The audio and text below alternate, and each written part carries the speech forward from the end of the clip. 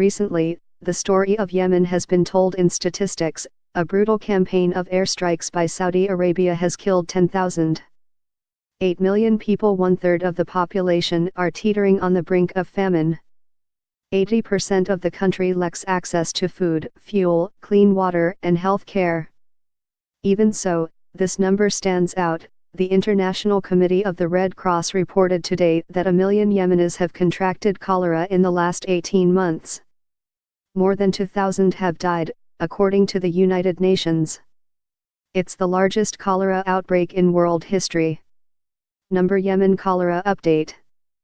We can confirm that the country has now reached 1 million suspected cases of cholera.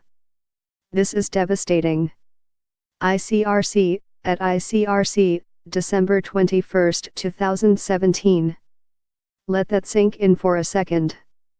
1 million people have contracted a disease that we've understood how to treat and contain since John Snow sat by a water pump in 1854. For cholera to spread this fast, everything has to go wrong. In Yemen, everything has. Cholera is a waterborne illness, spread when food or water comes in contact with waste from someone who already has the disease. It's easy to protect against. You're safe as long as you've got clean water to drink and a way to disinfect food, and it's easily treatable. All that's required is fluids. As David Sack of Johns Hopkins University put it to NPR, a patient with cholera should never die. Yemen is on the brink of a horrible famine. Here's how things got so bad. Yemen is the poorest country in the Middle East and host of one of the least hospitable climates. Much of the country is desert, and climate change has made it even harder to grow crops and access fresh water.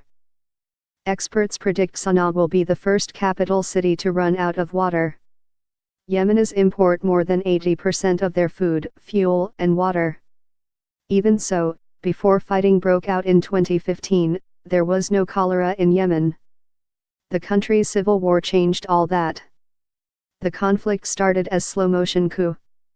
Houthi rebels took over parts of the country, the government fought back. Saudi Arabia stepped in, offering assistance in the form of brutal airstrikes that have killed thousands of civilians. Today, the country has no functioning national government. Parts of the country are in the hands of the Islamic State militant group or other local actors. As Chatham House put it in a recent report, Yemen resembles less a divided country than a collection of mini-states engaged in a complex interregional conflict. Saudi Arabia lifted its blockade of Yemen. It's not nearly enough to prevent a famine.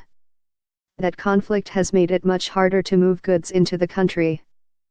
Saudi Arabia has enacted a blockade of water, air, and land ports. Much of what does make it into the country is smuggled over several checkpoints, and Yemenis are forced to pay the price, an especially steep obstacle considering much of the population hasn't received a salary in months.